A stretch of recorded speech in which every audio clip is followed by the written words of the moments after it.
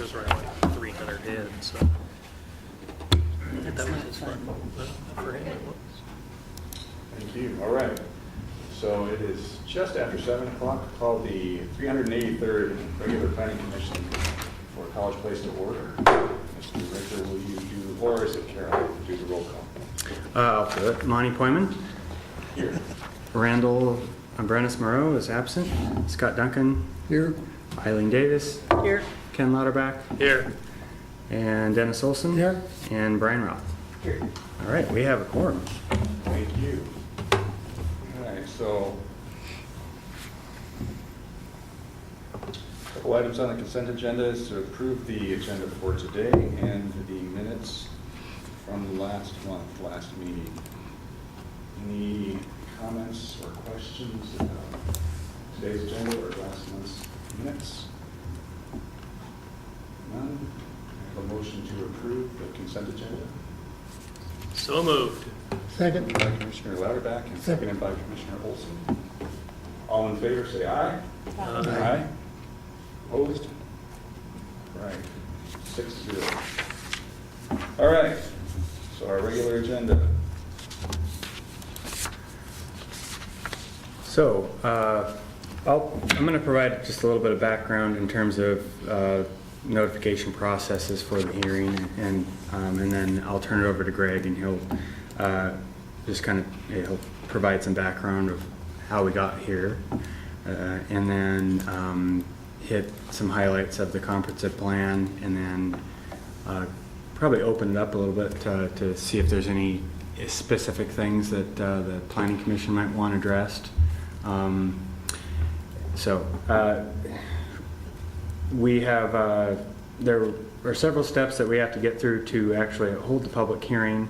We had the draft plan was completed, and you all have seen it. We sent that off to the Department of Commerce. There's a 60-day review that's required from the Department of Commerce, and that was sent off in late July, and that 60-day review will be completed on the 28th of this month. We also advertised for the public hearing 3 times in the Union Bulletin, one on the 17th of July, the 29th of July, and then August 12th. We have received some public comments from the agencies. We've received comments from WashDOT, from the Department of Health, and then we have public comments from residents, Pam DCO, Scott McCoon, Stanley Green, and Peter Rush, and we have a summary that Greg will go through later on in the meeting of those comments of both the agencies and the public. The public comment period will close today, other than any comments that we might receive from Commerce up through the 28th. Those would be accepted. Greg can provide an update on a conversation he's had with Commerce. We're not expecting that they actually will send us any official comments, but Greg can follow up on that. SEPA, we prepared a SEPA checklist for this, for the comprehensive plan. We have not issued a determination, but we're expecting to issue a DNS at close of the comment period, and then issue that later this week. Without a comment period. So we want to receive comments and then incorporate any changes in the plan. Any comments received on that yet? I have not received any that were specific to the SEPA. So we're not, tonight we'll hold the public hearing. We won't actually ask for you won't make a recommendation tonight. We'll wait to make sure we don't hear anything back from Commerce, and then we'll make revisions based on any public testimony received tonight, and make revisions to the draft plan, and then bring it back to you next month for a recommendation, and then forward that on to City Council. I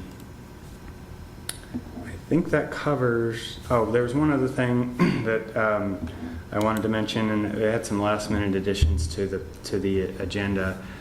Today we took the draft plan, or the draft plan was taken before the Walla Walla Valley Metropolitan Planning Organization. That's a regional transportation organization that was mandated by the feds for transportation purposes, and that includes Milton Free Water, the county, Walla Walla County, and its cities within the jurisdiction.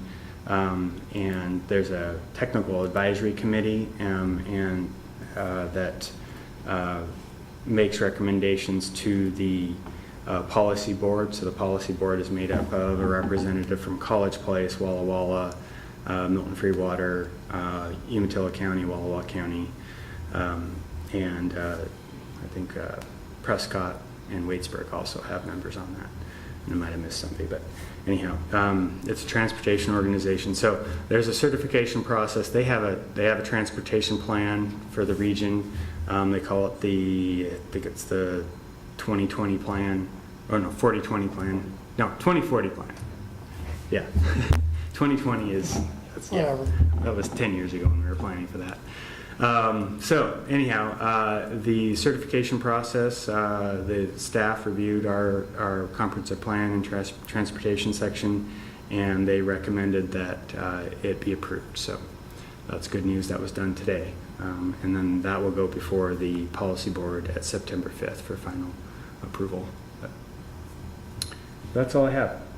Greg, if you want to take it from there? Thank you.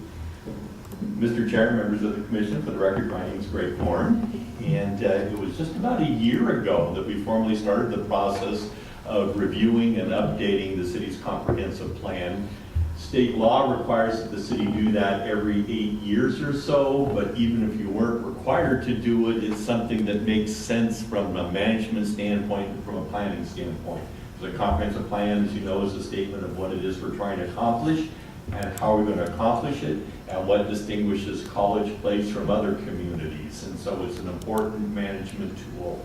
It helps guide decision-making, and it helps guide the allocation of resources. So about a year ago, we started the discussion, and the focus of our discussion has been on the goals and policies, the statement of what we want to accomplish and how to accomplish it. And you also recall that there are two important maps that are included in the comprehensive plan. One is the future land use map, which says this is how we envision land being used and developed in the future. And then the zoning map, which says this is how it is going to be used and developed today. And the regulations which implement the comprehensive plan are then tied to that zoning map. So you have the zoning map, which says, it gives us the regulations that apply to new development activities. And if there is ever going to be a change in the zoning map, then we refer to the future land use map to say, what do we envision in the future? How do we envision land being used in the future? And that will help us make a decision then on any potential zoning changes. So those are the key parts of the comprehensive plan. Goals, policies, future land use map, and zoning map. And as you recall, we reviewed all of those. And in the process of doing that, starting with the goals and policies, we asked which goals and policies are still relevant, which ones are not. And with respect to the policies, we've said, which ones have you already accomplished? Which ones are no longer relevant? What are new statements or expressions of what it is you'd like to accomplish? And we went through that process of adding and subtracting and deleting and wordsmithing and combining to try to make it a more usable, user-friendly document. And you recall particularly that we spent a lot of time talking about the map and the future land use map and thinking about the future development in the city, and if the city is going to grow, in what direction is it going to grow? Because the previous comprehensive plans envisioned that the area around Martin Airfield would become the industrial center of the city. And to a certain extent that made sense because you oftentimes find industrial type developments and uses around airports and airfields, provided that they don't interfere with the function and use of the airfield. But in this particular case, the airfield is removed from the state highway. You have to travel along residential streets to get to it, through a college campus. And when you get there, the land, although there appears to be quite a bit of vacant land, that land is significantly constrained by the airport safety zones. If you've driven in that area, you know that the road goes right by the end of the runway, which is a constraining factor. There is a trail that is planned for that area for bikes and pedestrians, which further constrains it. There are also wetlands and a high water table and steep slopes, but most significantly, it is going to be very difficult, if not impossible, to serve that area with sewers. And the law says that urban areas are characterized by areas that have access to urban services, which principally include public water and public sewer. So if you have an area that can't be served by sewer, it really raises the question of, is it an urban area? And should we be encouraging urban levels of industrial development without adequate public facilities in an area that we can't access with a number of environmental constraints? And so through those discussions, we said, let's kind of consider reorienting the city's focus and direction. Let's look to the southeast, where the state highway already exists, to land on the other side of the state highway, which coincidentally is already in the city's water and sewer service area. And because of a set of circumstances, the city is going to be building a new well right in the middle of that area, and has the stubs in to be able to extend sewer service to that area. And so let's look to that area as the logical future growth area of the city. And that was the basis then of an application to the county that the county still has under review to amend the College Place urban growth area to delete the area around the airfield, still preserving the airfield as an airfield, but looking to the southeast along the State Route 125 corridor as the area for future growth and development over the next 20 years for the city. So that was one of the most significant changes that's reflected in the comprehensive plan, reflected the goals, the policies, and the future land use map. And the structure is there in place that should those property owners choose to annex into the city in the future, then they have the ability to do so, and the framework is there, and have already identified the areas suitable for residential development and the areas most suitable for commercial and light industrial development. So that's a significant accomplishment in the plan. Otherwise, there is clarification on land use policies, on housing policies, updating the transportation plan, updating historic preservation element. The Economic Development Commission provided new goals and policies from an economic development standpoint. And the Parks Board spent considerable time working on updating the goals and policies for parks and recreation in the city. And time permitting, we may spend some more time on one aspect of that later this evening. So that's a kind of a summary overview of what you accomplished over the last year. And as John mentioned, the document was then distributed to state agencies and public for review and comment, as well as the local transportation planning agency. And we're now concluding that process. We'll have the public hearing tonight. After the public hearing, we'll share with you and discuss some of the other comments that have been received and some suggested revisions to the document to address those comments. And then the comment period closes at the end of August, and we'll be back then at your meeting in September. And that would be the time for you to complete your deliberations and make a recommendation to the mayor and city council for their final review and hopefully adoption. So the process will end up taking just over a year. And at that, when we've completed that process, for you, what that means is then we'll begin in earnest working on updating the development regulations consistent with the policy direction in the comprehensive plan. And so we'll be discussing items that relate not only to subdivisions and PUDs and the open space and park requirements. That was one of the things that you said you wanted to discuss, but we'll also be looking at housing strategies. We'll be talking more about a special zoning designation for the Walla Walla University campus. And then I think one of the things that comes after that is to talk about some innovative housing strategies. So we've got kind of a schedule of things queued up for you, starting in September and October, and then into to the next year. So that's a long-winded introduction. I know that there's at least one person here that may wish to speak to you tonight. So at this point, I'll stop. And it would be appropriate, Mr. Chair, to invite any public comment. At the close of the hearing, then I'll return and we'll share with you the other comments that have been submitted and some thoughts about how those might be appropriate to address those. Sounds good. Thank you. All right, it is 7:20. We will open for public comment. And if you wish to speak, please approach the microphone, and we ask that you share your name and address for the record.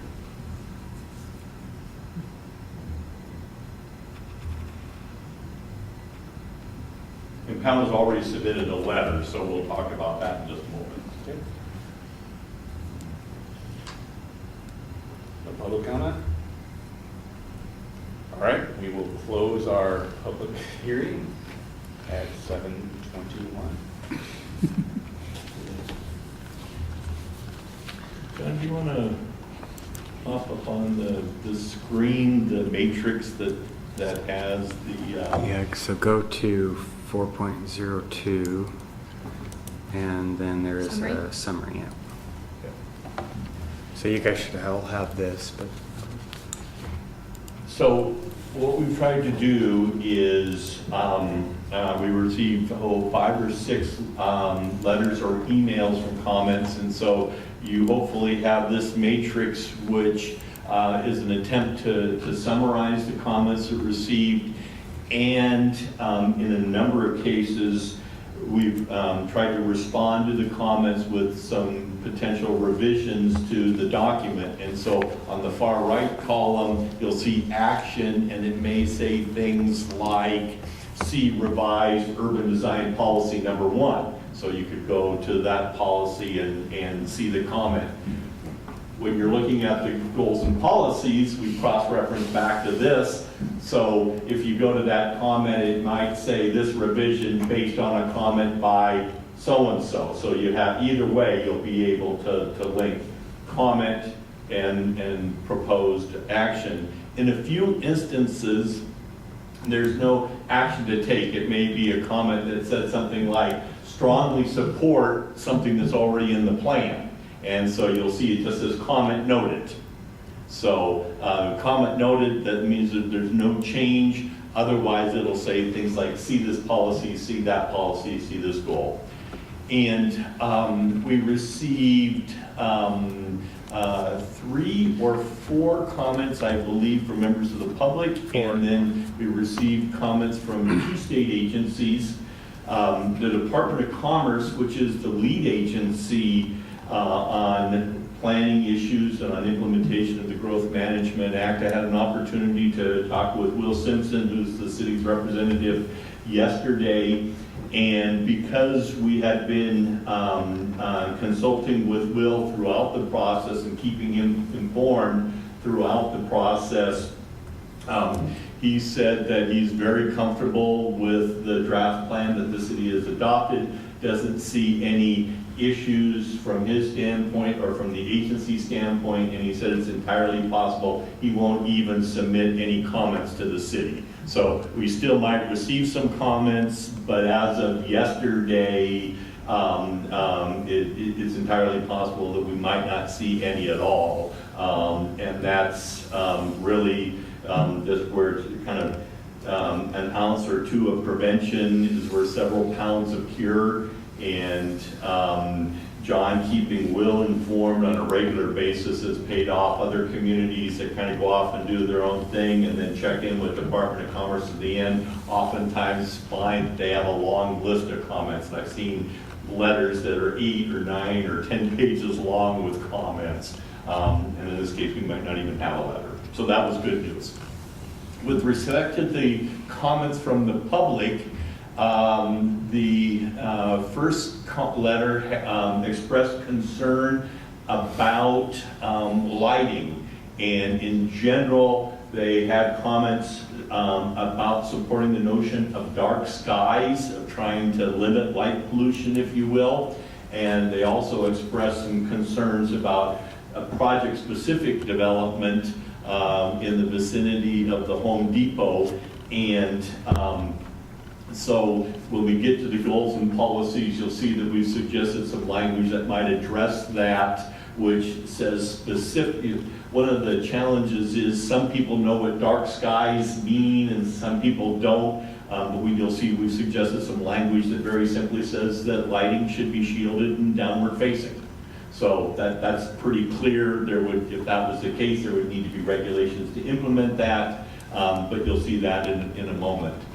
Pamela Decio, who is here, there was a revision to the zoning map that changed her property from residential to commercial because there was a number of parcels in the area that were being changed to commercial. And in her letter, she pointed out that several generations of DCOs had lived on the property, and she would like to keep the zoning residential. So that would mean not making the change to the zoning map. But in a follow-up conversation, she is agreeable or supportive to the notion that the future land use map would be commercial. That gives her the option of retaining the current zoning and use as residential, but if at a point in time in the future it makes sense to convert to commercial, then she would have that opportunity to request a rezone and do so. So that seems to be an appropriate approach in that particular case. So when we come back next month, we'll show you specifically the parcel and the map, but that would be a relatively easy change to make. Stanley Green had a number of comments, and I understand that he was a former planning commissioner, and so definitely has retained his planning commission hat, and had a number of excellent comments. And there was about 14, 15, 16 of them. And as you'll see, we kind of noted and made a number of revisions to the document, which you'll see in a few minutes. But the comments were very specific and very, very helpful. And so I think we've been able to accommodate many of them, but you'll want to look at them and make sure that they're clarifications that are consistent with your thinking. Scrolling down then, the Department of Health had a couple of comments. They have a statutory responsibility as it relates to protecting public water supplies, and so they had some comments in that regard. Some stronger language to protect critical aquifer recharge areas, making sure we emphasize that water quality and quantity needs to be protected. Those were, I think, relatively easy to accommodate. It was interesting, one of the policies talks about a balancing of interests, environmental protection with property rights and economic development and some other factors, and the Department of Health pointed to provisions in state law that says that's all well and good, but at the end of the day, the law requires that you consider best available science. So we put in some language about best available science. They also offered an opinion that the state law precludes a city's ability to speak to things like property rights and community values and the like.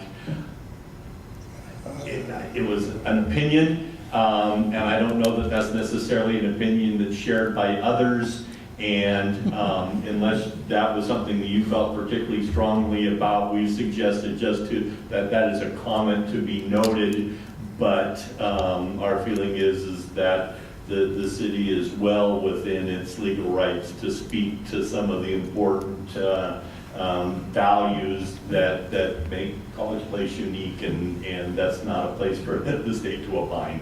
So we haven't recommended any changes there.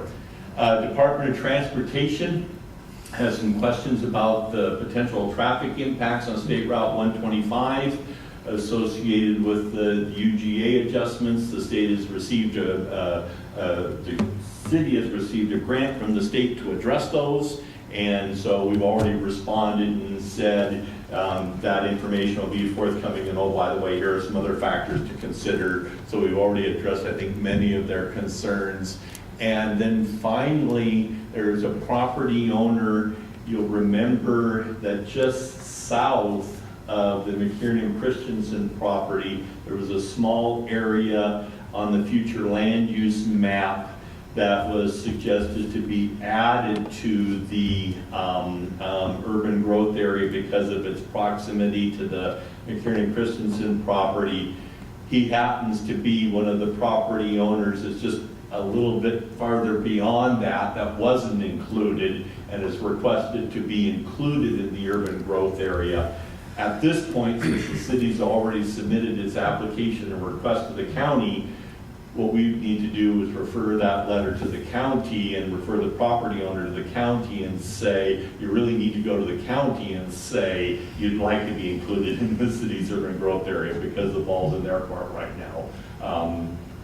It would not be a significant adjustment, and it may be very appropriate to do, but we need to redirect the property owner now at this point. It's like you miss the bus, but if you hurry up, you can catch it at the next stop. It just needs to get to the county and catch up there. So that's a summary of the comments we've received to date. If you have any immediate questions, we'll deal with them. Otherwise, we can put up the goals and policies on the board, and I can just show you real quickly what they are. I think what the best thing to do would be allow you some time to read them and reflect them, but any immediate questions before we go to them? I have one quick question. Mr. Green's comments about cul-de-sacs, where did we end up on allowing those in the future? I think the language says, and we'll double check, but I think it says that something like should not be or strongly discouraged. So we didn't say that you couldn't have cul-de-sacs, but they were, the clear indication that that was not the preference. And there was already some language in there very similar to what he asked for that said, if there is a cul-de-sac, there need to be allowances for pedestrians to be able to get through and connect and not have to come all the way out and around. So there was already some language in there that addresses that, and then we can highlight that in a minute when we. No, that's sufficient. Thank you. Why don't we go then to the goals and policies document? You want to pull up the one that you sent in this morning? Yeah. Okay, so go to 3.2. Yeah. Yep. When we distributed the document, we included pictures and all the kind of fancy headings and everything that makes it look really, really nice. It's a real pain to work with when you're trying to edit it. So I just took the goals and policies back out of the document and put them into something that we can edit. So if you scroll down, this is just the Chapter 2 from the comprehensive plan document. It's all the things you've seen before. And there we go. There's an example right there. So any changes that we've recommended or suggested based on comments, you'll see them just like this, where they'll appear in red or maybe on your computer home a different color, and you'll see over to the side where it says something like based on comments from S. Green. So one of the comments that he had was when we're talking about safe and efficient transportation and circulation, pedestrians, bicyclists, we need to also recognize persons with disabilities in that. That's a good reminder, and so we made that change. But John, if you just scroll down, you'll see every so often another one will pop up. Now, I've also put a few editorial comments in there, and so if there's no attribution, if it says like GD, those are mine. Those are just there for editorial basis. If at the end of the day there's things we want to do, great, and if not, that's fine too. It's your plan, not mine. I just couldn't help myself. Goal number 26 reads like a policy to me, so I said that. whether it's a goal, whether it's a policy, at the end of the day, really isn't as important as it's a statement, as an expression of something that the city would like to accomplish. So you'll see a few editorial comments. Go ahead, John, if you just scroll on down every so often. Okay, there was another comment from Stanley Green. Said, every time we're talking about parking on campus, we should be talking about access and parking, not just parking, but how to get in and out of the parking areas. And so, yep, that makes sense, and there's a perfect place to do that. Scroll on down some more. Land use. Okay, there's where the Department of Health comments come in, best available science, aquifer protection areas.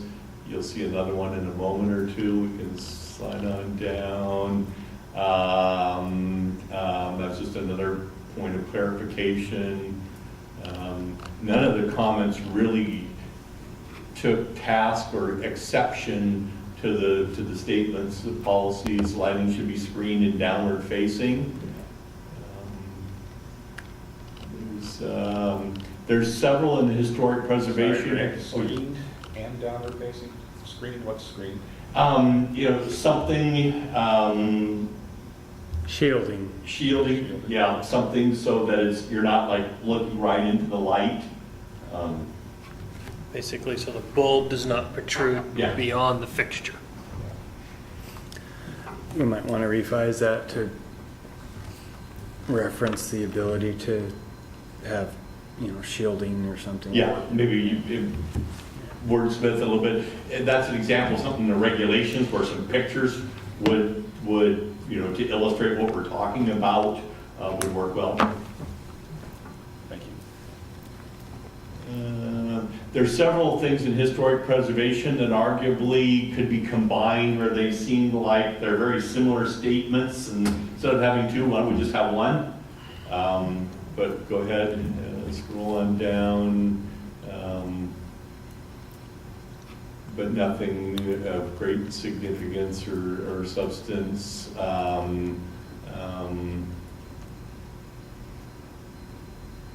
Yeah, just keep on going. Keep on going.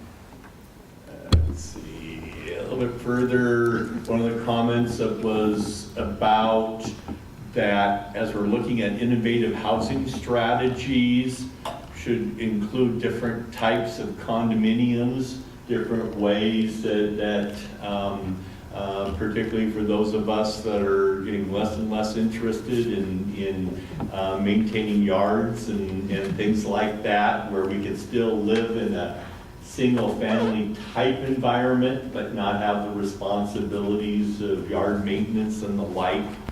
So we added that to the list. And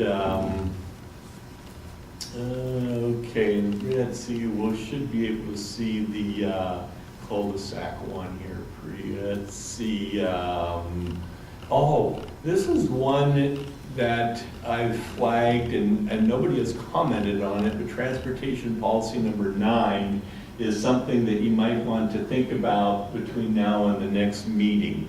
Require new major traffic generators such as secondary schools, institutions of higher education, to locate on or near arterials. That's a sound planning principle. There's been discussions that there could be a school or a new institution built in the community at some time in the future that may, and the sponsors may not be looking at an arterial.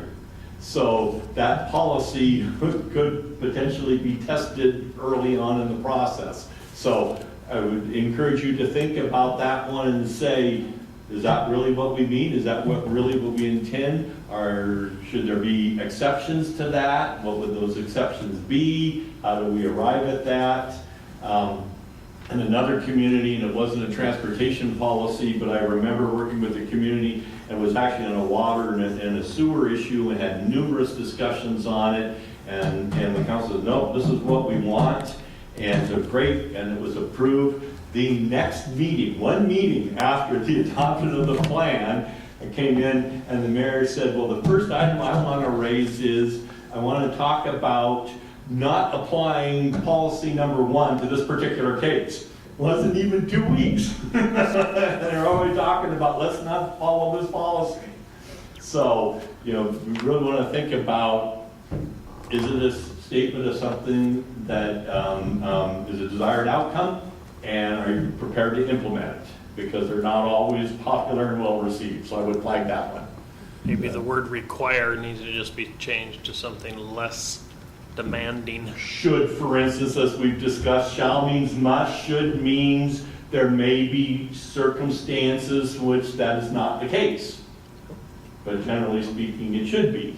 So that might be a way of dealing with that. Number 14, maybe this is more a matter for Robert, but just maybe clarifying what we really mean there, because we start talking about north and south and east and west, and what do we mean? Let's say what we mean. Scroll down a bit. I'm still looking for that one. Yeah, there's another one to see. Okay, keep going. Locally owned businesses was another point of emphasis. Yeah, keep going.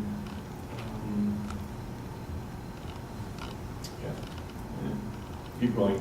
And so on. I mean, nothing more really kind of jumps out at me. Well, yeah, let's go down, because there was one on public, this in parks, I believe. No, keep going. Right there. No, keep going.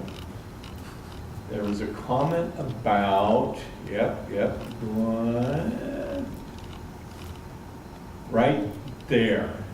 There was a comment about the daylighting of streams and the restoration of streams and wetlands that may have already been degraded. And I know in other communities that daylighting of streams can be a great community asset. I've also been involved in facilitating discussions in communities where daylighting of a stream was not seen as a great community asset. And so without knowing the background and history, I just want to bring that one to your attention. You may have a better sense of history than I do, and whether that's a desirable statement or not, but it was a relatively easy thing to accommodate based on the comment. I don't know if it's appropriate. Define daylighting. Typically what that refers to is situations where a stream has been diverted into a culvert or something like that, and so that it's no longer a surface water, but is a channel water. Some people might refer to daylighting in the sense of if it's overgrown by brush and things like that, in which case they may be kind of equating daylighting with increasing use and visibility. That's a little bit more difficult, because what might appear to you or I as shrubs or weeds or something that is interfering with my ability to enjoy and use the creek, others might view that as valuable habitat or something like that. Walmart. So there is a little bit of kind of have to go through, but typically daylighting means things like where water is put into pipes and channeled for a long way, and it's not visible, nor is it accessible to us or to plants or animals or other things. Thank you. Yes. Question on Mhm. transportation. Sure. Yeah, let's go back up there, and what we're doing, we'll see if we can also watch for the word cul-de-sac, because I know it's up there. But yes, go ahead. Yeah, so transportation policy number 9, we were talking about just a moment ago. I wanted to take a quick look at what would be considered arterials on our map. And it looks like College Avenue would be considered, looks like a principal arterial. Is that right? Mhm. Wauwula, are those the main, those three, I suppose? John, do you recall offhand what some of the other major arterials are? Well, there's Larch, Larch. 12th Street, you know, Myra, Rose Street, C Street is, I think it's a Whitman. Yeah, I want to pull up the map. We have, Mouse is stuck. It's just my finger. Oh, it's working. I just grabbed a functional It's my finger. classification. Yeah, there is a map as an appendix to the document, and that is the most recent map that indicates by classification what all the streets are in the city. Yeah, it should be, I think, an A, Appendix A, has all the maps that shows our classifications. So,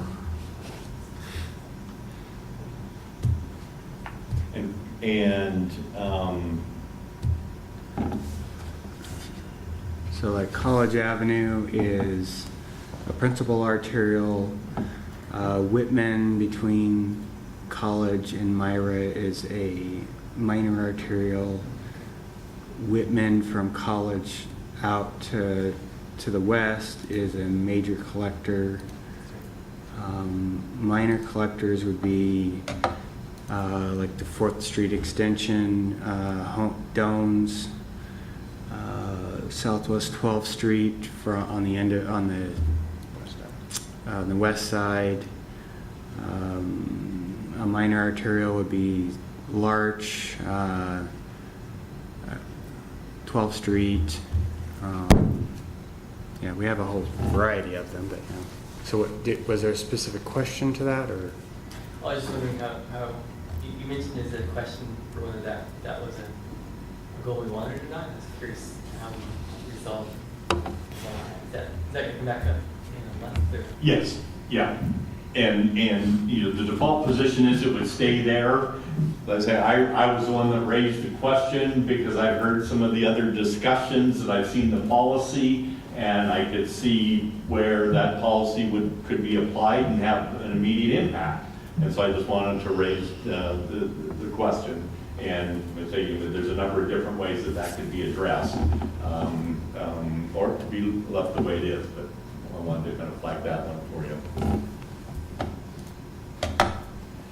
The other thing about arterials is that roads that are designated as arterials are eligible for state funding for improvements. And so one of the reasons cities are oftentimes reluctant to reclassify roads is they hate to give up the ability to get funding to make road improvements. So you have kind of a little bit of a tension there between, well, maybe that would be a good road to downgrade because we don't want to be encouraging traffic on it. On the other hand, we hate to give up access to funding to be able to make improvements on it. So there is kind of a dynamic within things. But what that policy would say is that using that map, that's where, you know, for instance, there's going to be a new school in the community or something that might generate significant trips, that they should be looking for sites on or that have access to the arterials. So I would suggest, rather than saying arterials, maybe we use the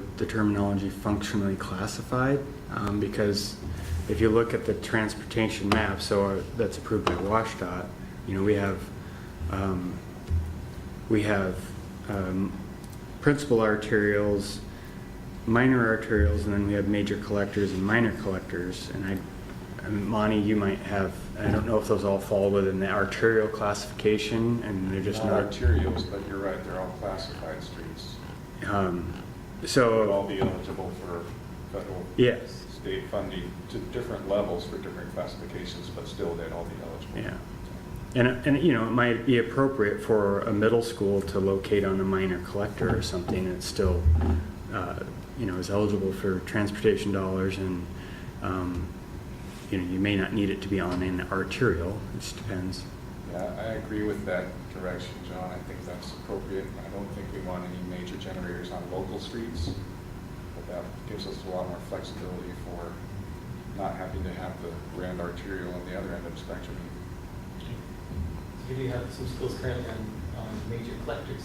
I'm wondering if that works well, or whether we wish to encourage them to be on a minor arterial extent or on a. I think that they function all right, but we certainly wouldn't want.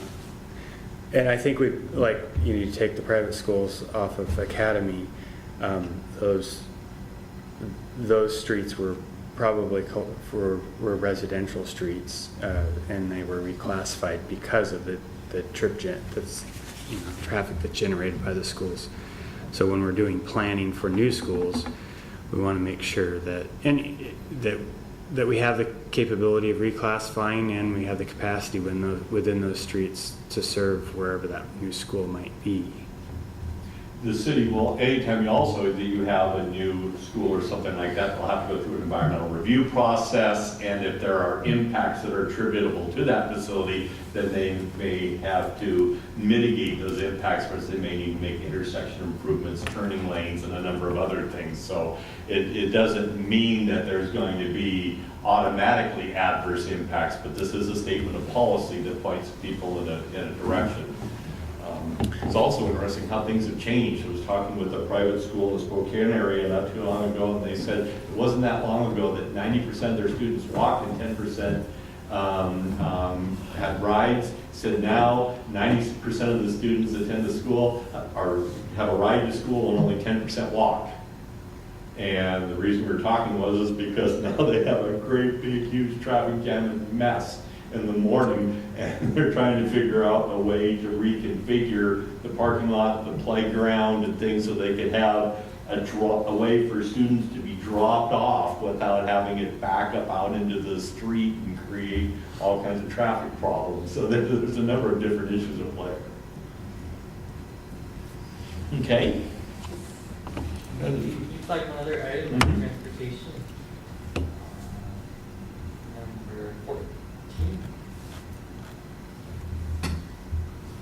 You said this doesn't correspond with my sense of direction. Can you clarify? Was there anything that you could add to that? Were you suggesting a change there?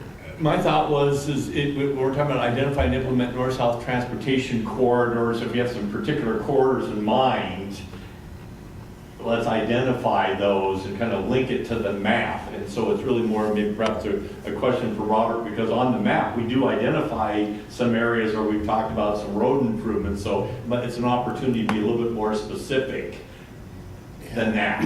Yeah. It's gonna,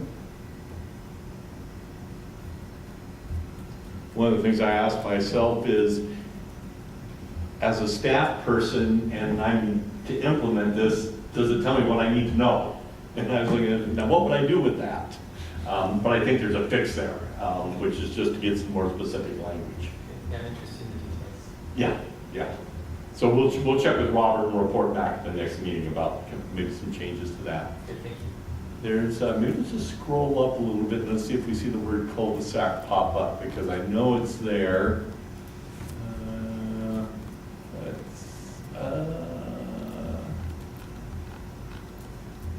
There it is. Okay, there it is, right there. Cul-de-sacs and closed-loop roads shall be discouraged. So not prohibited, they're just discouraged. And then they talk, when allowed, pedestrian connections and through routes shall be included in the design to encourage pedestrian activity. So that's the statement as it exists right now. Thank you. Any other questions, comments, or things that you'd like to talk about? You actually did a really good job in answering my questions, so thank you. Good. Yeah, thank you. Also like the way that you incorporate public comments into revisions. That was great to see. Good. Good. Yeah. I mean, when folks take the time to do that and respond, then I think it should be honored, and the points were all right on. So, but double check, make sure we're all in line with that.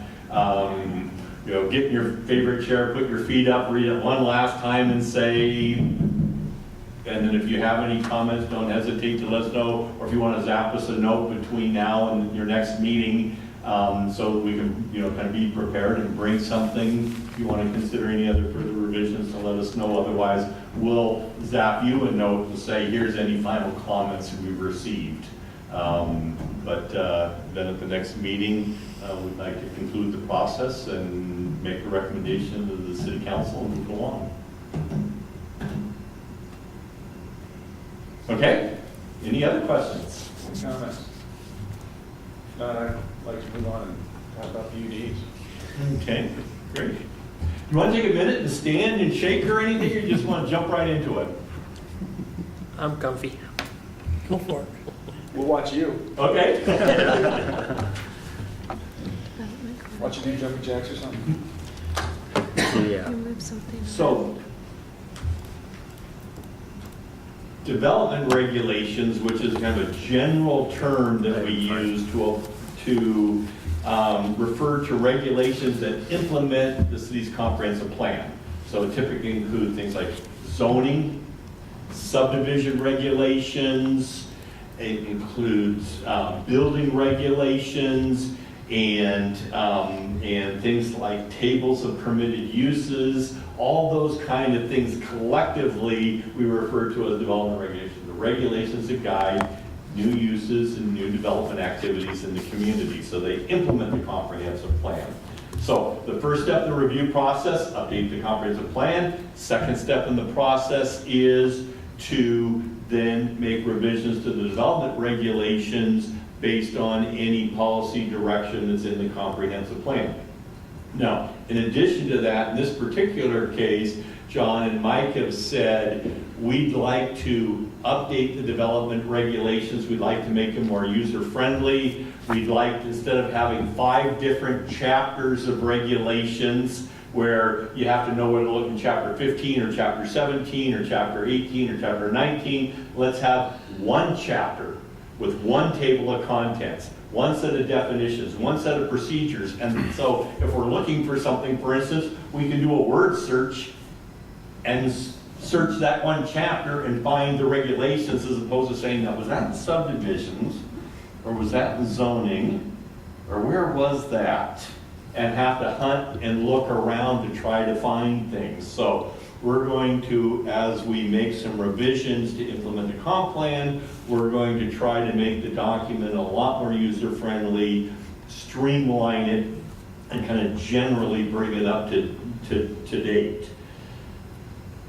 During the comprehensive plan discussions, one of the things that you identified and the Parks Board also identified was a concern about some of the recent subdivisions in the city and the adequacy or inadequacy of parks and recreation opportunities in those developments. And so we said we'd bring some information back and we'd start the discussions with a review of the city's subdivision standards, PUD or planned unit development standards, and how it relates to parks and recreation. So I'd like to start by sharing some information and then maybe have some discussion as we get into some of the more specifics. The frequent, well, in a number of areas, water service, sewer service, emergency management, for instance, and parks and recreation, cities adopt what's known as a level of service standard, which is a quantifiable measure of what it is that we're trying to accomplish. Now, that level of service standard is important because it gives us a benchmark. It gives us something to evaluate. It gives us something to determine whether we're maintaining a level of service or whether we're improving a level of service, or over time a level of service is declining. So using emergency response, for instance, if the fire department can respond in, say, 5 minutes to anywhere in the city, that's a level of service response. And in fact, the fire insurance rates that we pay is based on that response time. But if over time, as the city grows, and that response time becomes 6 minutes, 7 minutes, 8 minutes, that's an example of how the level of service is declining. On the other hand, maybe by adding a fire station or upgrading equipment or whatever may be able to shorten the response time, in which case it may go from 5 minutes to 4 minutes to 3 minutes as an example of an improvement in the level of service standards. So those benchmarks do in fact have meaning. Now, some of them may be less meaning than others. I know it's well intentioned, but I've seen, for instance, level of service standards on the square feet of office space in City Hall per 1,000 population, or number of books in the library per 1,000 population. Now, the notion of maintaining a library at a certain standard, I think, is important.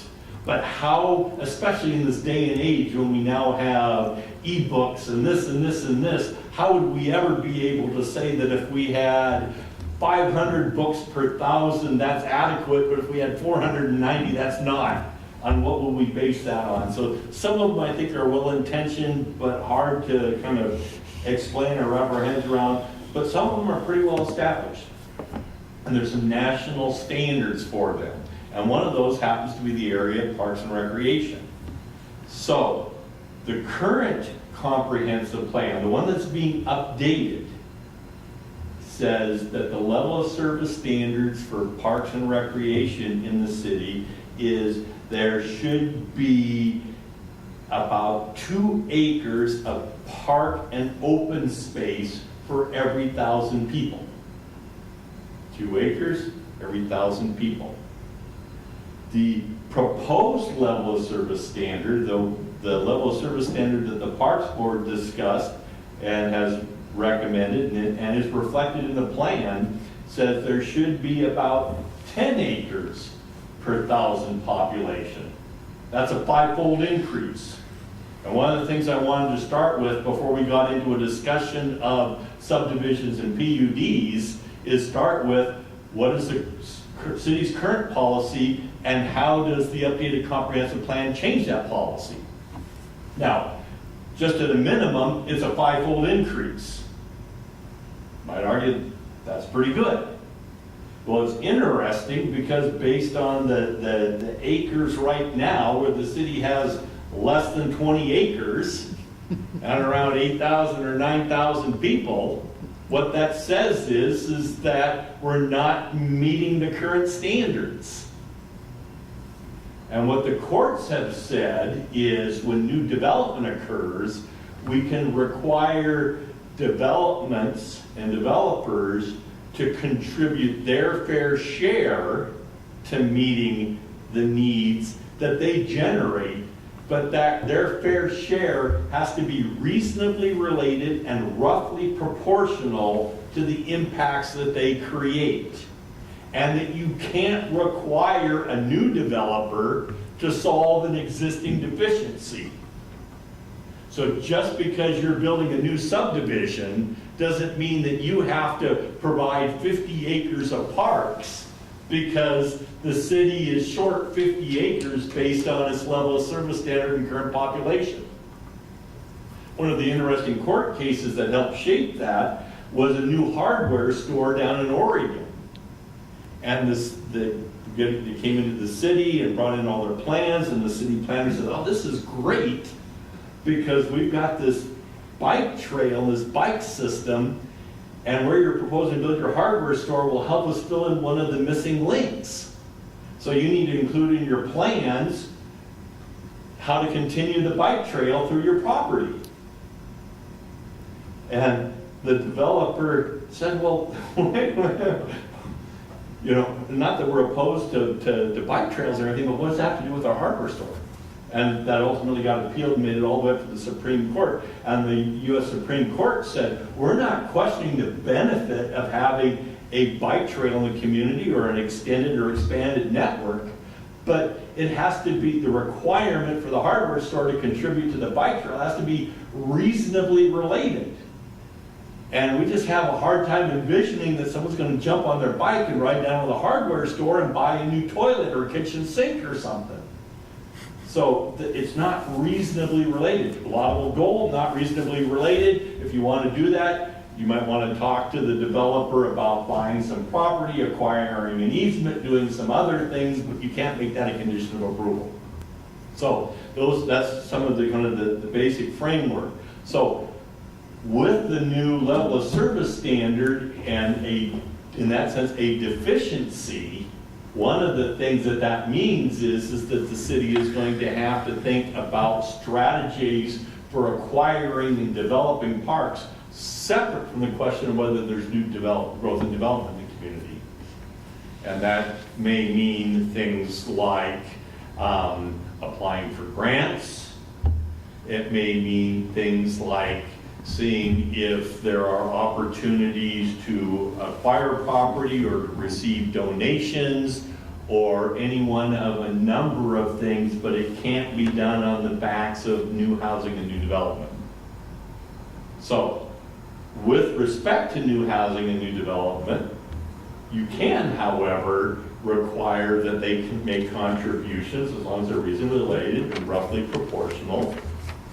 And as I said, the new level of service standards is 5 times greater than what it was before. And outside of a general sense that 5 times is better, what does it mean? So there's a table, and not this one, John, but the other one. Yeah.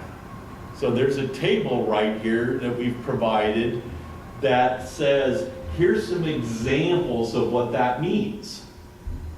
If 50 new dwelling units are provided, the average has been that each household has 2.28 people in it. So if you just do the math, 50 times 2.28, that's 114 residences. Or if you have 100 new houses, that's 228. So if you do the math, you can see what the requirements were before and after. So if you have a development with 100 houses, before they would have had to provide about a half an acre, and in the future they'll have to provide just over 2 acres. So that's a change. Now, with these kind of numbers, it gives us a chance to talk about, is that a significant change, and is that consistent with goals and the vision for the community? But at least with this table now, we can look and think about what the requirements would be.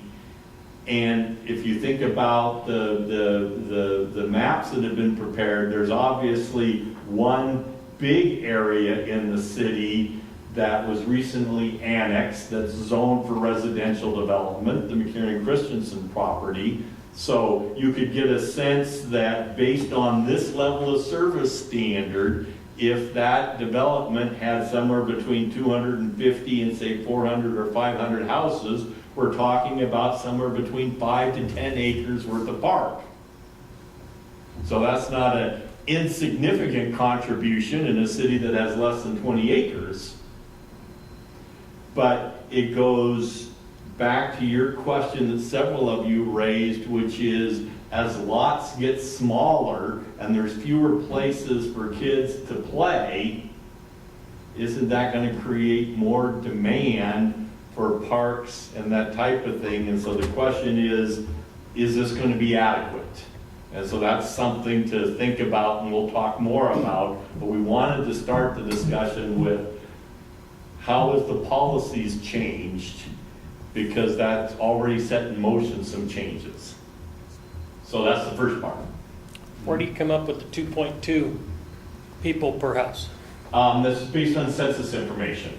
Okay. Population and the number of households and divided. It's been pretty steady over time. It hasn't moved too much. You know, some households are bigger, some households are smaller. That's the number we use for our population projections and our UGA analysis. And Okay. Well, if you take 200 and how many residents and put them on 2.2, or how many acres that is, less than 3. You put all of them on those 3 acres, that's terrible. All those residents came to that 3-acre lot. Yes. Would you Yeah. Basically. That's terrible. And for comparison, John, pick one of the city parks, you know, one of the acreage offhand of, Like Lions Park is like 9 acres. And Lions Park can absolutely be so congested. Well, for instance, the first movie we had at the park a couple weeks ago, we had around 200 people attend the movie in the park, and then we had the farmers market was going on prior to that, and the parking lot was pretty much full. We had people stop in because they saw all the activity that was going on. They were wondering what was going on. So, but I mean, for that type of event, it's a good size. It wasn't at capacity. Well, does that 0.2 acres or whatever it is, whatever that amount is that's being required, does that have to be on the property or to an existing park? that's something we're gonna talk about. Okay, Because there's some different approaches to that. And John can correct me if I'm wrong, I think by and large, the current city regulations directed toward the site. But and we'll talk about this when we get to other cities and other examples, some communities have taken an approach of, we don't necessarily want to have a bunch more parks, but we just want to make sure the parks we have are big enough and have all the kind of features. And so some communities have consciously said, we're not going to require that, but we are going to require that in lieu of that, you make contributions so we can have a few centrally located and well-designed parks. So that's a policy issue that we'll talk more about. okay. Okay, I think about Pioneer Park, and I used to go there quite often, and I don't go there anymore. It's just too many people. And I was just at Manitou in Spokane, and there was a lot of people, but it was wide open, and I didn't feel all these people on me. Yep. And that's an important point for two reasons. Some of that might be a function of size, but the other part of it is that there's a real value to having a master plan for each park and to identify how the park is going to be used and areas within the park. Now, in the case of Manitou, which happens to be right by where I live, that's an excellent example because you have different activity areas. Up at one end of the park, you've got a water feature and you've got playground equipment, so you've got a whole bunch of little kids running all over the place. And then there's a field where there's soccer practice and lacrosse practice and all kinds of things going on. But down on the other end of the park, there's a rose garden and dahlia gardens.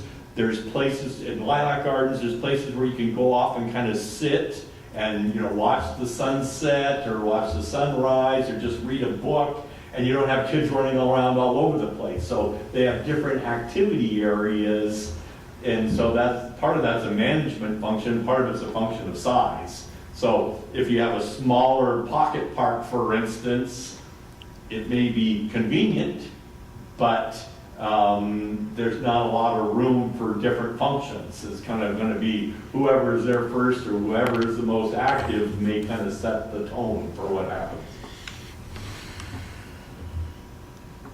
So the comprehensive plan sets the policy, the regulations implement it. So we have a new level of service standard, 10 acres per thousand. We can see how, as new developments occur, what the implication is in terms of how at least the land area is addressed. So what happens is and you may have addressed this in the past, when we're creating new lots, that's done through the subdivision process. A short plat involves 4 lots or fewer, and typically those are things done administratively, and because of the size and scale, you don't see requirements, things typically for road improvements or dedicating land for parks or anything that's creating 4 lots, 4 houses are built on it, and it's pretty simple and straightforward. If you create 5 or more lots, or in some communities 9 or more lots, now you're talking about what's also known as a long plat or a full subdivision. That goes through a more extensive review because you have potential for more impacts, and it's not uncommon then that you have requirements that affect how it's designed. Certain things like you have to provide roads and access, lots have to be designed and configured in a certain way, you need to make sure that water and sewer is available, things of that nature, and potentially that there has to be a dedication of land for park and open space purposes, for public use. Now, what happens after that point can vary greatly by the community and the requirements that they have.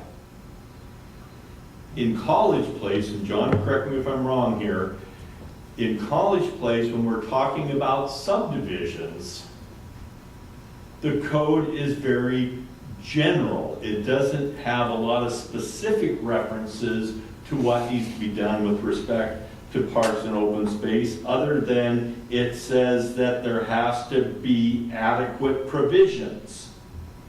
Now, it also says that it must be consistent with the comprehensive plan, and so that's the link back to the level of service standards. So it's not just a completely a wide open proposition, but your current code does not provide a lot of specific direction when it comes to subdivisions.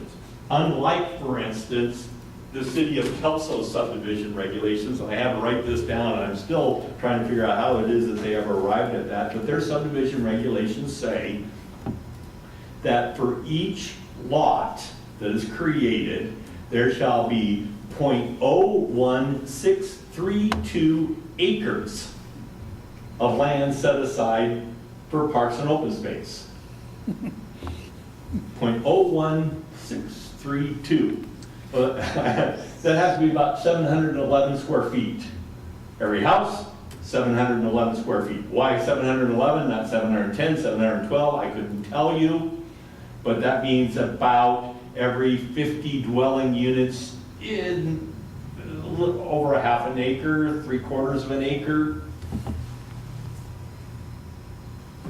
But in your case, it kind of ties back to the level of service standard, and you don't see that level of detail.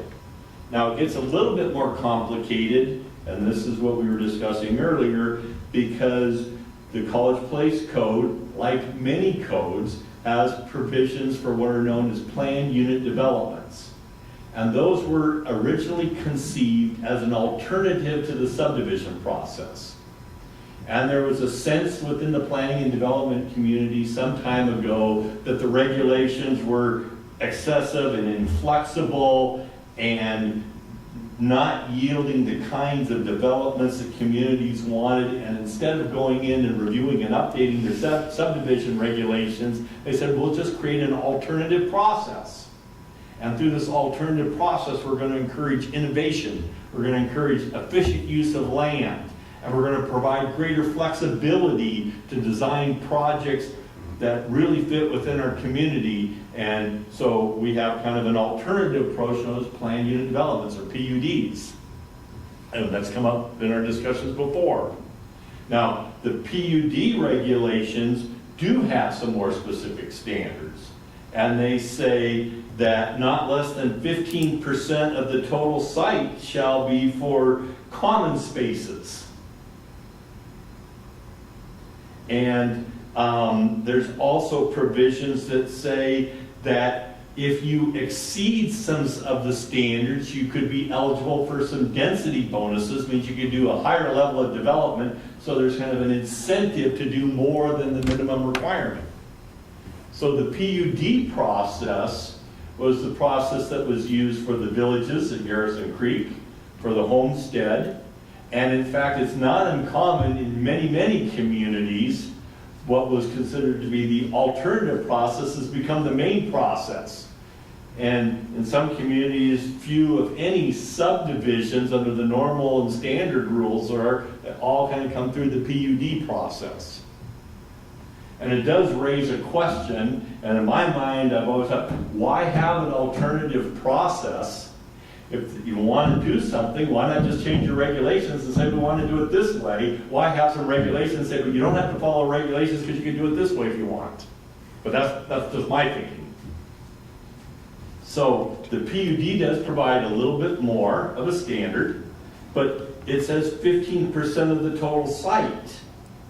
Now, that kind of raises some questions because it's one thing to have open space, and that can have some value just to have land that isn't developed.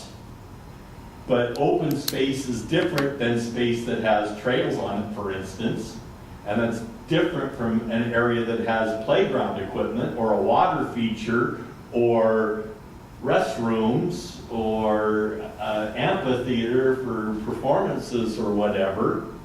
So there's a question then about, is all space created equal? And what are we going to look to developers to provide, and how do we define that? So if you see things like dedication of land for open space, if we mean that, that's by and large what you may see. That doesn't mean that a developer couldn't choose as a part of their development to have that become an amenity and make some investment and have it have playground equipment and everything, but they may choose to do that as opposed to being required to do it. But in some communities, they require that the improvements be made, and they spell out what the improvements shall be. And they'll say things like a neighborhood park shall include the following attributes or characteristics. It shall have a playground, play toys, it may have shaded seating areas, water fountain, whatever. Or they may say that this is a community park, not a neighborhood park, and it's going to include not only playground equipment, but ball fields, and this, and this, and this, and this, and this. So there's a question of whether there should be standards that a developer has to make, or if it's simply accomplished through the dedication. And that also raises questions about, should it be dedicated to the public? Because things that are dedicated to the public are owned by the public, and if it's owned by the public, if it's going to be used, it has to be maintained by the public, which we're all in favor of until we have to pay our taxes. So another question then is should it even be dedicated? And maybe it should be maintained by a homeowners association. Well, if it's maintained by a homeowners association, is that then something that's available for all the public to use, or just that public to use? And in Spokane, not too long ago, we had a situation, we had a major development, and the developer was going to make a significant dedication of land to the city for a park, and the city said, no, thank you. We don't want it. Why? Because they didn't want to maintain it. And the neighbors said we want it to be a park, and the neighbors said we want it to be a park. They said, no, we're not. They ultimately found a way to kind of make that work for everybody, but only through an innovative process where the park also is a seasonal stormwater facility. So in periods of heavy rain, if you look at it, the park is actually a little bit of a depressed area, and in heavy rains, overflow of stormwater will go and be in the area until it percolates and it's gone. Well, it's a practical matter. If it's raining cats and dogs, we're probably not in the park, so it's not an incompatible use, but it was kind of a creative way of bringing some resources to help develop a park that otherwise wouldn't have been developed, which is the point that cities are getting more and more creative all the time to try to figure out ways to make all of this work. You've had the experience of going and applying for grants and being able to make improvements to parks, to upgrade them and bring them up to a standard. But you've got then this question when we're talking about new developments, is it just simply a matter of dedicating land, or is it a matter of improving it? Who's going to own it? Who's going to maintain it? If it's going to be improved, to what standard? So you start, the devil's always in the detail. Well, there's a lot of devils in this area. And so some of the ways that communities have dealt with it, and just to one of the questions, some communities have said, yeah, we're going to not only think about things in terms of acreage, but we're going to establish some additional level service standards. Like we want to have a park within 20-minute walk of every household, or 90% of the households in the community. So there's at least some type of recreation opportunity within 1 mile or a half mile or a quarter mile. Now that's great because that makes it really, really accessible and provides some equity of access, because not everybody has a house next to the old historic park. So that's good from that standpoint, but it's also a proliferation of parks, which means more maintenance. Some communities have said we don't want to have a lot of parks, we just want to have a few nice ones. And so having centrally located ones with a lot of amenities is more desirable from their standpoint than having a bunch of different opportunities close by but are limited opportunities. And in those cases, then they've had established systems like payment in lieu of.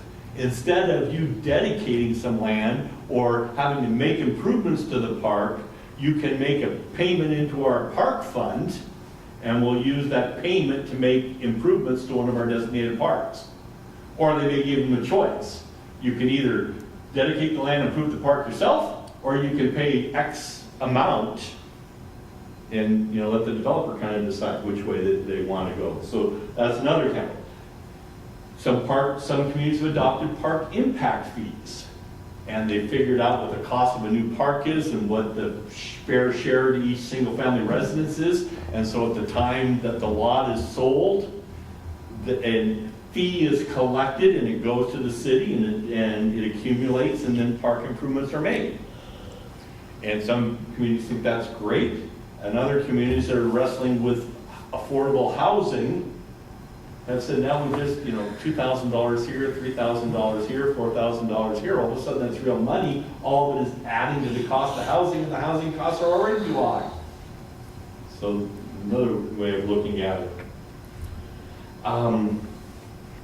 So those are some examples of how some different communities are looking at it. But at the end of the day, some of the questions to think about is, going back to your original question, if lots are getting smaller, is that going to continue to be the trend? Are we going to see an increase in the demand as housing is built in new subdivisions because the lots aren't just built like they used to be, and there aren't going to be the opportunities to have swing sets and play toys and everything in your backyard? You're going to be looking to go someplace else to recreate. Do you see that trend continuing? Are open space and parks kind of equal and interchangeable? Or do we mean when housing is being built that there should be active recreation opportunities or passive recreation opportunities, or a combination? And if so, how do we know what that combination is? As you go and perhaps in your travels and visit friends and family and the like, do you see improvements in other communities that you say, this is the kind of park that I envision seeing here? A number of communities are really struggling with the issue of how to maintain and continue to operate swimming pools, for instance. And that's why you've seen recently kind of a proliferation of water features, basically big, huge sprinklers like we used to run through. And as one city manager said, the thing I like about it the best, when kids go back to school, I walk right over there and I turn the switch off and I close the thing and I put a paddle lock on it and I go back to my office and I don't think about it until next spring. And you don't have the maintenance costs and the maintenance headaches associated with maintaining a swimming pool, for instance. Does that level of service standard that 10 acres per 1,000, does that seem more reasonable? We know it's more, but is it more reasonable? Does it get at some of the concerns that you were expressing earlier? And what about this notion of having parks and equally accessible to all, which means a number of parks, versus the notion of a few centrally located, well-improved parks. And one thing I didn't put on the memo, but I can add to it, which is, do all recreation opportunities have to occur in city parks? What about things like joint ventures with the school district, for instance, and the use of playgrounds, or school gyms in off hours, or church facilities? And I've been in communities where there have been, for instance, baseball fields and softball fields on church property that hadn't been maintained over the years, and the community was looking at having to buy new land and develop new baseball fields and the like, and someone said, why don't we go talk to the church and maybe we can work out an agreement and rent or lease some space from them, or make some improvements and share it. And I know of examples where playgrounds are shared as for recreation purposes and the like. So another question is, do all recreation opportunities have to be in an area that has the label City of College Place Park? Right. So I think a lot of these items that you're bringing up just recently have been discussed by the park board, and so if you look back at the park plan, we don't have the national standard for what an area might, or we don't have a goal for a national standard for like the number of ball fields or tennis courts, because a lot of the school district provides those, or even the universities providing some of those. But the level of service, I think the park board really felt that the 2 acres per 1,000 was not adequate, and that's why they went and brought us up to the national standards. So I don't think there's really a question, at least, of whether or not we should have something less than that or even higher than that. And I don't know that we need to get sidetracked on whether or not we have enough ball fields or those things. I think the park board discussed that, and they, if you look back at their proposal and their plan, they've identified those facilities and how many we need. And also, if you go back to, I think it's the last item in your memo about, we had a similar statement of a certain percentage of residents should be able to, parks should be located within a certain proximity of residences, and I think we went away from that. Obviously we have a deficiency of parks on the west side. We have centrally located parks for the core, but in essence, the new developments do need to have something. I mean, on the southwest end of town, we don't have any parks over there, so it's logical that we would need a park in that area. So, just a couple of points I want to point out. Yep. The combining, and I know that we've already established our schools, but it just seems reasonable to me, at least if we can look in the future, to utilize land around the schools, use those school ball diamonds and stuff, and have land around that has the picnic tables and trees, and combine the two. Yeah, and we have done that to a certain extent. Kiwanis Park is a perfect example of that, because the north end of that park is being utilized for the school during school hours, and they developed the north end that they put in that ball field, and there's a soccer field in that area as well. That it's not striped, but and we have a joint use agreement. They actually mow a good part of the park and handle the irrigation for it. So, yeah. We're trying to do those things. So when I first started talking about the PUD issue and whatnot, and I don't mean to be crass, but I don't care about parks. That is not what my whole initial deal about PUDs is. My initial deal is our PUDs are getting to 4,000 and 3,500 square foot lots, and that is my whole point about PUDs. We have got to get back to some kind of a place where people are buying homes that you can't necessarily touch the house next to you from your bedroom window. And that's, to me, the real serious issue. You know, we're an R60 community, we should be at R60, and I don't care if it's a PUD or not. It should be a 6,000 square foot lot. That's my opinion.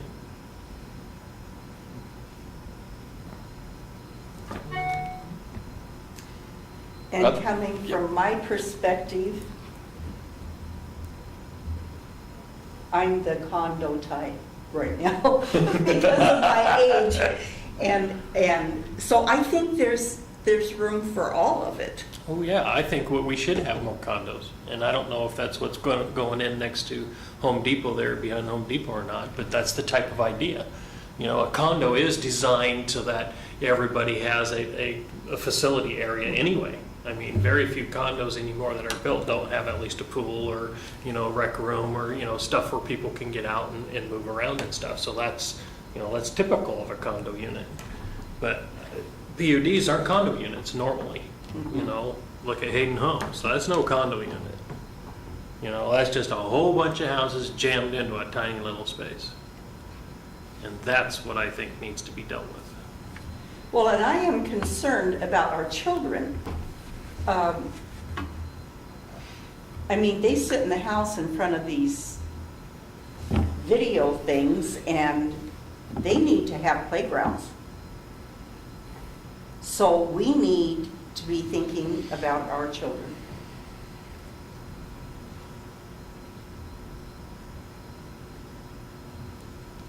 Other thoughts, questions, comments?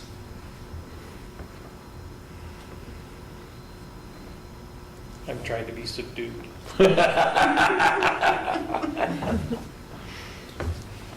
the purpose of tonight is to introduce the subject and to kind of give us, you know, kind of the foundation so that we can continue the discussion and kind of sort out the issues. You know, is the issue the standard? Is it the issue the application of the standard? Is it not even the standards? Is it the size of the lots? You know, what is the issue or issues, if any, that we want to address?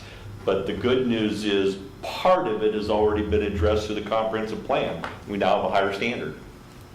Just a part observation, part question. If we're basing required park size or amount of land on population, you know, that's an easy metric, but I think the amount of park space we need per 1,000 people depends on the size of everyone's yard. If each yard is large enough, then the need for a park is more a social need than a requirement to have some space to get out of the house. So it seems like in a PD, when the lots are smaller, we might actually wish to require even more park space, and that might help to disincentivize really small lots. Well, if you really consider what an R60 lot is, 6,000 square foot lot, that's not a whole lot of space. That's not much better than where we're seeing even at Hayden Home area. And that's just what I live on, and I like it a lot. Yeah, there's a And lot of there's people that do. 204 people in that, 204 lots like that, in that PUD. So I guess I'm just interested in some feedback from you, Greg or John. Do we want a policy that scales just with number of people, or do we want a policy that's more reflective of lot size and the fact that smaller lots are going to drive a greater need? Well, it has to be both, really. There has to be some of each, I think. Kind of goes hand in hand, really. Yeah. If you really figure out the figures of 6,000 square foot lot compared to 5,000 square foot lot, how many homes can you put in a 50-acre piece, including roads? You know, you've already got there. Your matrix is pretty much the same. If you're going to require 6,000 square foot lots, then you're going to have a smaller parks requirements. If you have 5,000 square foot lots, then your parks are going to have to be bigger because you're going to have more people in the same spot. Yeah, So the call- matrix yeah, you have actually to call holds it out, parks. doesn't matter really. So. I think it would be wise to keep in mind the purpose of parks, you know, active recreation, contemplation, quiet places. You may have your, you know, nice backyard that's suitable to your desires. You know, you can barbecue back there, you can entertain, but you may not get the peace and quiet that you desire necessarily because of the density of your neighborhood. So there are a lot of aspects of a park that you can't really quantify just based on how big everyone's yards are in their own neighborhoods. You know, I live in a relatively standardized neighborhood, you know, from the 1940s with, you know, 6,000 square foot lots, and the homes are modestly sized. But I can't throw a ball with my boy in the backyard. I need to go to a park or out in the street. So I mean, I don't know. I mean, I guess that's something we could look at if there are variations that factor in the proposal of the development, how much yard everybody's going to have versus standard subdivision, whether or not it would be appropriate to apply, you know, the simple ratio, or I don't know. We could certainly, you know, look at that. John, one thing I was wondering is there's the villages at Garrison Creek, and then there's the homestead. I know from doing the land use inventory that there is in the villages, there are a number of parcels that are owned by the homeowners association. Some of them look like they're part of a trail system. Some of them look like they might be little pocket parks. Some of them might be just spaces that look like they allow for you to kind of cut through from here to here. So looks like there's a variety of things that are owned by the homeowners association in villages. And I don't recall seeing that at the homestead. Was that just a function of two different developments and two different developers, or can you provide any insights? Well, they have both have there's an open space element to them. Both have creeks that run through them. I think the Villages is a little unique in that, you know, the area of creek that runs through it, it's along the entire southern border, and it's, you know, it's a good stretch of Garrison Creek, whereas the Homestead development has Dome Creek that goes through it, and it's, you know, the subdivision is oriented entirely differently. So Dome Creek is up at the north end, and there's, you know, a walking trail through there, and it's in ownership of the association. But there's also a lot of wetland on the north end that stormwater goes into, but they don't have really that connected network throughout. I think the Garrison Village is they have more walking trails probably because they don't have sidewalks. So there's kind of a interconnected pathways that kind of take you to the open space area where Garrison Creek is, whereas in the Homestead development, there are public roads, sidewalks on both sides, so you don't have the pathway network that you have. But they both have, you know, wetlands areas and critical areas. And then Homestead will be dedicating, you know, a 2-acre park, a public park, which is different. There's no public park in the Villages. There's no playgrounds in the Villages. There's no playgrounds in the Villages. There will be a playground in Homestead. There are very few children in the Villages. Yeah. It's mostly old people. Well, I kind of see this as two different points. We Yeah. have a lot size issue and we have a park issue. And, you know, we are the planning commission to deal with lot size, and the park commission should be dealing with the park side of it. And is how I figured we'd be dealing with this. Well, and, So, yeah, and their recommendation is 10 acres per thousand, and then I think from a development standpoint, the commission needs to make a recommendation, or at least give us some direction. Is, do you want to totally eliminate the PUD section and not allow for developments like the Villages of Garrison Creek? In one sense, you won't see the Villages of Garrison Creek happen again, in that we don't allow private roads like what they have in that neighborhood. And to be quite honest and frank, I think one incentive for some of these PUDs that have occurred over the past couple of decades, 20, 30 years, is that the incentive from the developer is they can get more houses in there, and there's a lower standard for public because there is no public infrastructure. It's all private, so you end up with private streets with no sidewalks, And we've moved away from that aspect of it, so.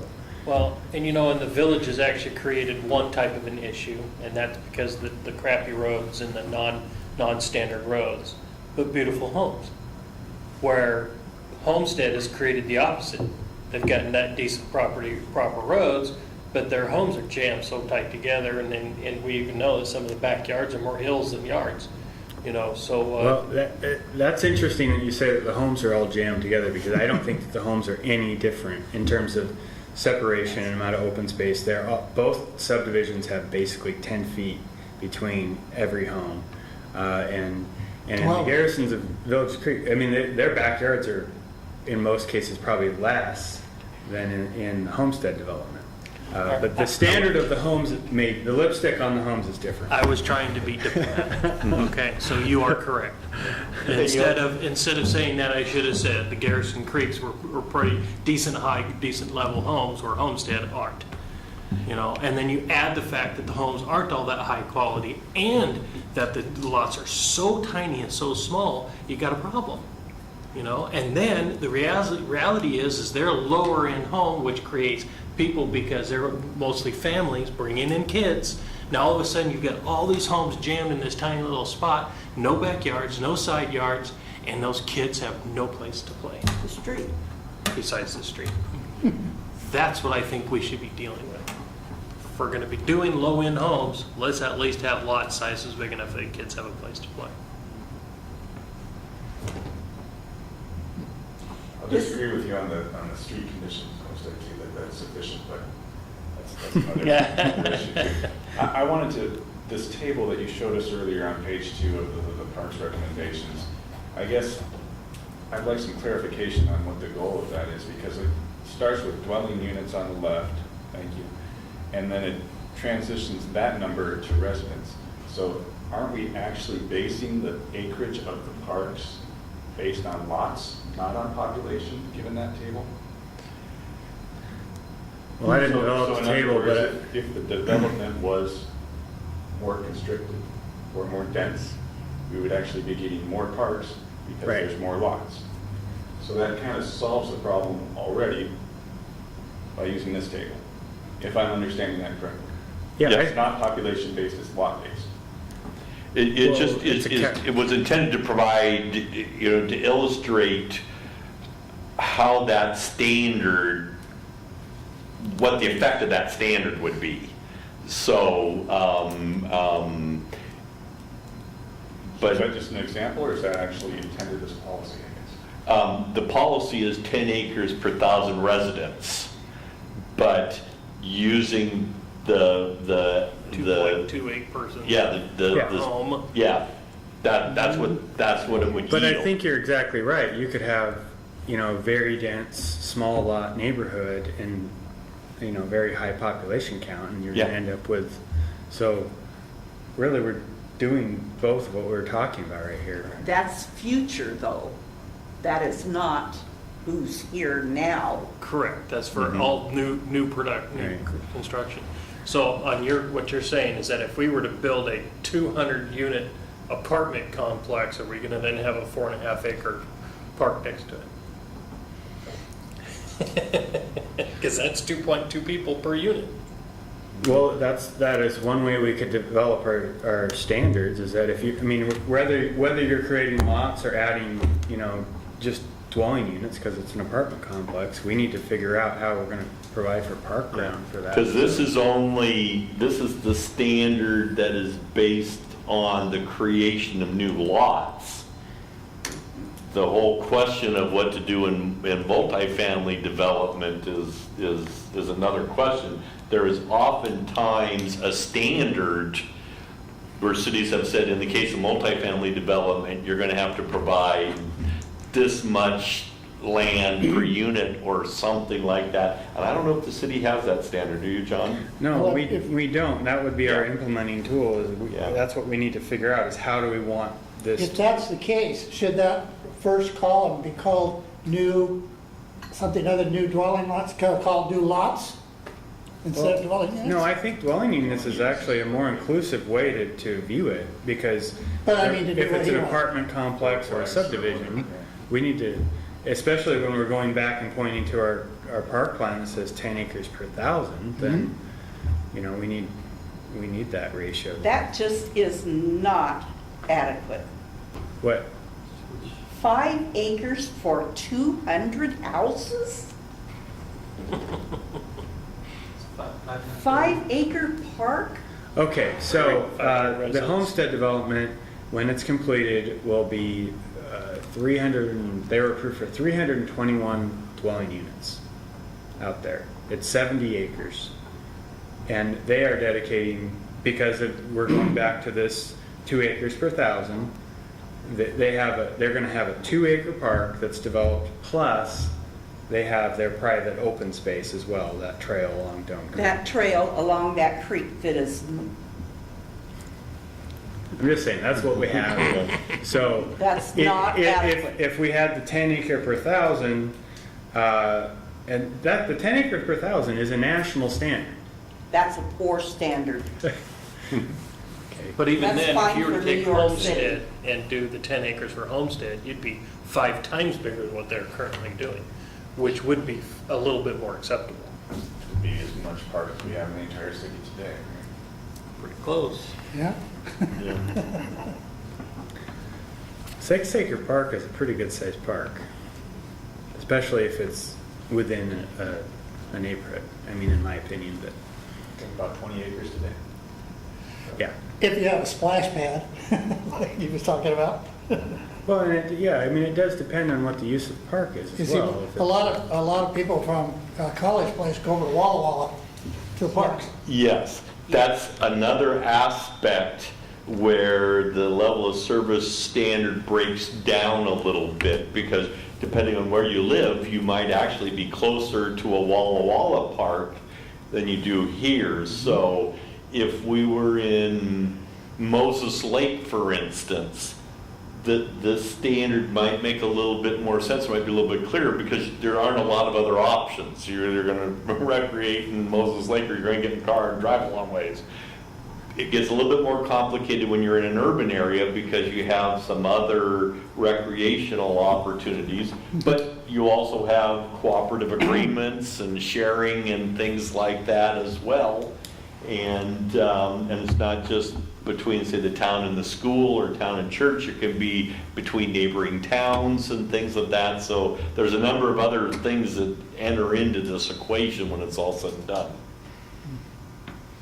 I did just make a note based on the discussion that, you know, the level of service is 10 acres per 1,000 residents. The emphasis in the existing development regulations is on the creation of new lots, but it would, if you take that level of service standard, that should also apply then to multifamily developments. And so that would be an area where we might want to look at adding a requirement. So in the case of a multifamily development, if, you know, depending on the number of units, you kind of carry that forward, there's going to have to be a recreational opportunity accordingly, and it should be spelled out. Thank you. Brian, you have something? Just several comments. First is that we're already looking at a 5-fold increase in park size. I think that is aspirational. I don't know if we have the ability to get to that, let alone to exceed the national recommended standard. And a large part of that is space available, and another part of that is cost, and whether we wish or have the funding base for that, or wish as a community to pay 5 times more for parks than we presently do. So there's a variety of factors that I think need to inform that decision.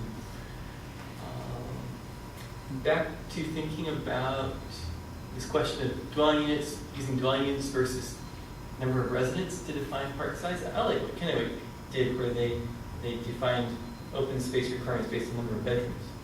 And so a studio apartment is going to require a different amount of open space than a 4-bedroom house, because you expect a different number of people to live in that space. That seems perhaps more appropriate, might incentivize a variety of different sizes of homes. Is that a readily available metric?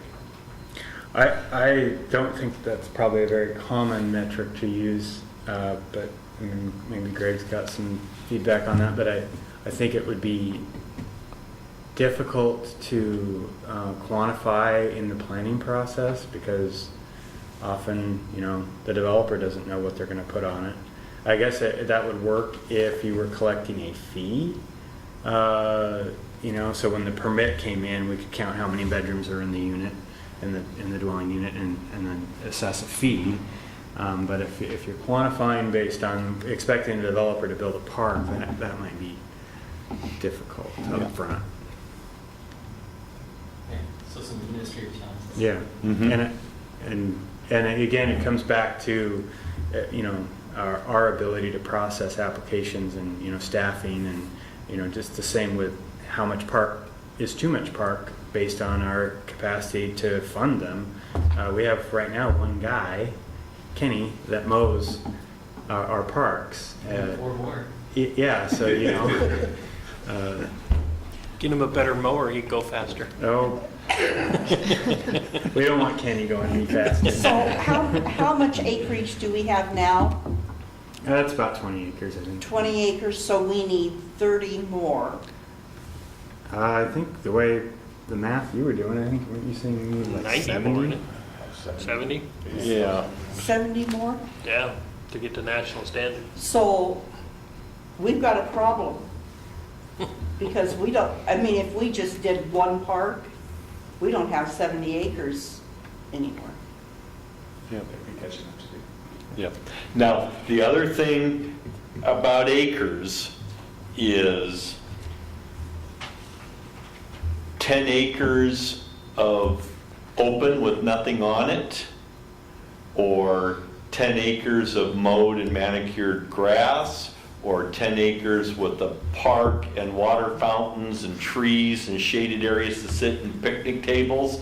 You can have, all spaces are not created equal, and so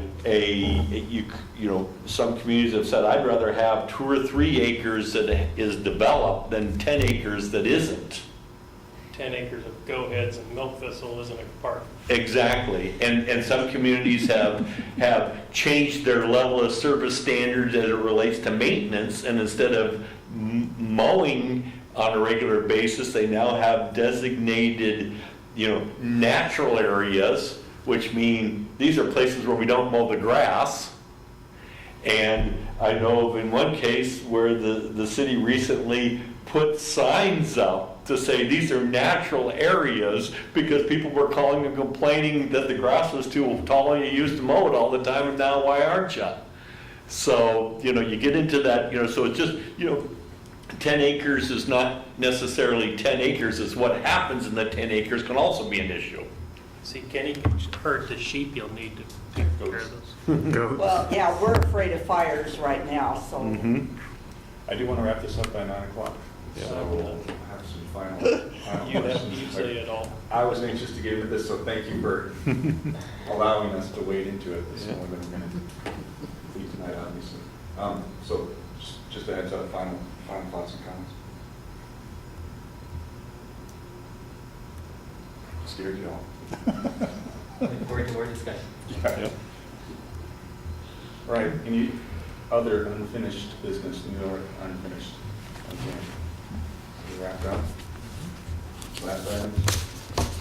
All right, thank you, we are adjourned. You can say thank you to our visitor. Yeah. There you go.